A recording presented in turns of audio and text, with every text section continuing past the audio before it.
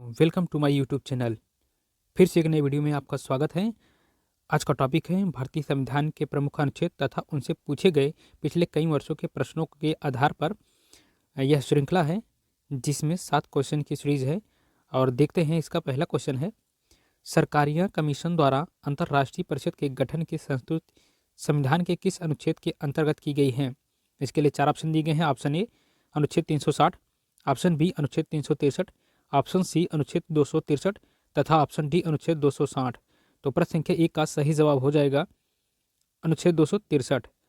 तो अनुच्छेद 263 केंद्र और राज्यों के बीच समन्वय स्थापित करने के लिए राष्ट्रपति को एक अंतर्राज्य परिषद की स्थापना करने की शक्ति प्रदान करता है,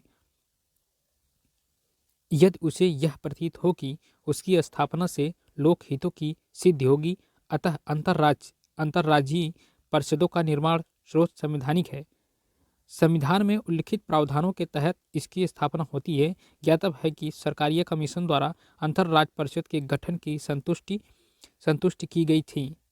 तो प्रश्न संख्या 2 है, भारतीय संविधान के किस अनुच्छेद में संसद साधारण बहुमत से विधि पारित कर संशोधन नहीं कर सकती है। इसके लिए 4 ऑप्शन दिए गए हैं। ऑप्शन ए अनुच्छेद 100 के उपबंध 3, ऑप्शन बी अनुच्छेद 105, ऑप्शन सी अनुच्छेद 11, ऑप्शन डी अनुच्छेद 312। तो प्रश्न संख्या 2 का सही जवाब होगा अनुच्छेद 312। तो इसका विश्लेषण है, अनुच्छेद 312 अखिल भारतीय सेवाओं के सृजन के विषय में है। अनुच्छेद 312 में यह उपबंध है कि यदि राज्यसभा उपस्थित और मत देने वाले सदस्यों में से कम 2/3 सदस्यों द्वारा समर्थित संकल्प द्वारा यह घोषित करती है कि राष्ट्रीय हित में ऐसा करना आवश्यक या समीचीन है, तो संसद विधि बनाकर अखिल भारतीय सेवा का सृजन कर सकती है। प्रश्न संख्या 3 है, संविधान के किस अनुच्छेद द्वारा भारत के नागरिकों को वयस्क मताधिकार प्रदान किया गया है। इसके लिए 4 ऑप्शन दिए गए हैं। ऑप्शन ए अनुच्छेद 325 द्वारा, ऑप्शन बी अनुच्छेद 327 द्वारा, ऑप्शन सी अनुच्छेद 326 द्वारा तथा ऑप्शन डी अनुच्छेद 328 द्वारा। तो प्रश्न संख्या 3 का सही जवाब होगा अनुच्छेद 326 द्वारा। तो चलिए इसका विश्लेषण देख लेते हैं।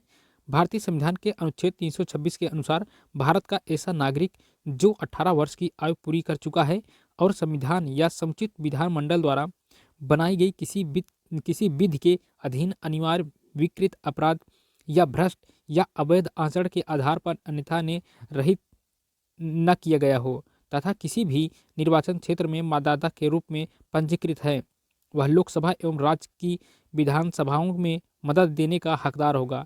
इस प्रकार का अनुच्छेद 326 भारतीय नागरिकों को सार्वजनिक वयस्क मताधिकार प्रदान करता है।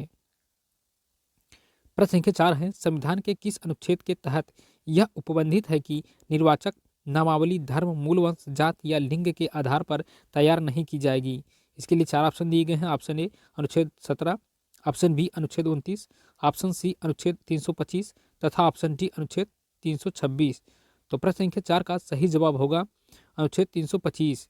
तो इसका विश्लेषण है, संविधान के अनुच्छेद 325 के अनुसार संसद के प्रत्येक सदन या किसी राज्य के विधानमंडल के सदन या प्रत्येक सदन के लिए निर्वाचन के लिए प्रत्येक प्रादेशिक निर्वाचन क्षेत्र के लिए एक साधारण निर्वाचक नामावली होगी और केवल धर्म, मूल वंश, जात, लिंग या इनमें से किसी के आधार पर कोई व्यक्ति ऐसी किसी नामावली में सम्मिलित किए जाने के लिए अपात्र नहीं होगा या ऐसे किसी निर्वाचन क्षेत्र के लिए किसी विशेष निर्वाचन नामावली में सम्मिलित किए जाने का दावा नहीं करेगा।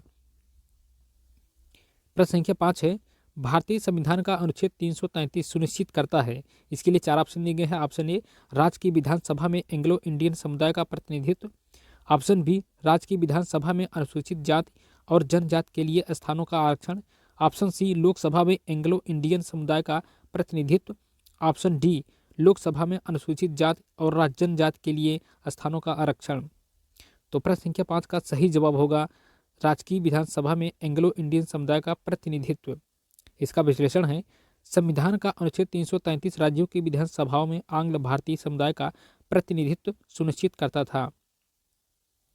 इसमें कहा गया था, यदि किसी राज्य के राज्यपाल की यह राय है कि उस राज्य की विधानसभा में आंग्ल भारतीय समुदाय का प्रतिनिधित्व पर्याप्त नहीं है, तो वह इस समुदाय के एक सदस्य को विधानसभा में मनोनीत कर सकता है।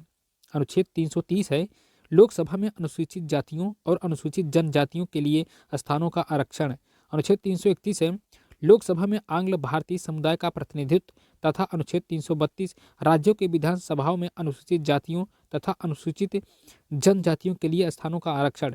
नोट्स दिया गया है, लोकसभा और विधानसभाओं में आंग्ल भारतीयों को मनोनीत किए जाने का प्रावधान 25 जनवरी 2020 के बाद से समाप्त हो गया है। प्रश्न संख्या 6 है, संविधान में राष्ट्रपति को राजभाषा से संबंधित सलाह देने के लिए एक आयोग की नियुक्ति का उपबंध है।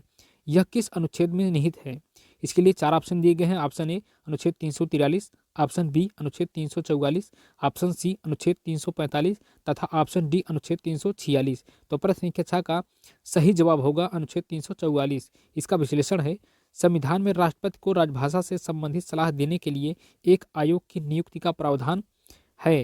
अनुच्छेद 344 में किया गया है, 7 जून 1950 को तत्कालीन राष्ट्रपति डॉक्टर राजेंद्र प्रसाद ने पीजी खेर की अध्यक्षता में प्रथम राज्य की भाषा आयोग का गठन किया था। संविधान के भाग 17 में राजभाषा संबंधी प्रावधानों का उल्लेख है। अनुच्छेद 343 एक के अनुसार संघ की राजभाषा हिंदी और लिपि देवनागरी होगी। तो प्रश्न संख्या 7 है, संविधान का कौन सा अनुच्छेद यह व्यवस्था देता है कि प्राथमिक शिक्षा के स्तर पर मातृभाषा में निर्देश देने की समुचित सुविधा प्रदान करना प्रत्येक राज्य का प्रयत्न होना चाहिए? तो इसके लिए 4 ऑप्शन दिए गए हैं। ऑप्शन ए अनुच्छेद 349, ऑप्शन बी अनुच्छेद 350, ऑप्शन सी अनुच्छेद 351, ऑप्शन डी अनुच्छेद 350 ए। तो प्रश्न संख्या 7 का सही जवाब होगा अनुच्छेद 350 ए। इसका विश्लेषण है, संविधान का अनुच्छेद 350 से प्राथमिक स्तर पर मातृभाषा में शिक्षा की व्यवस्था के बारे में है। इसके अनुसार प्रत्येक राज्य और राज्य के भीतर प्रत्येक स्थानीय प्राधिकारी भाषाई अल्पसंख्यक वर्गों के बालकों को शिक्षा के प्राथमिक स्तर पर मातृभाषा में शिक्षा की व्यवस्था करने का प्रयास करेगा और यदि राष्ट्रपति आवश्यक समझे तो वह किसी राज्य को ऐसी सुविधाएं सुनिश्चित करने का निर्देश दे सकेगा। अनुच्छेद 350 ए को 7वें संशोधन अधिनियम 1956 द्वारा संविधान में जोड़ा गया है। तो आज का वीडियो लेक्चर बस इतना ही।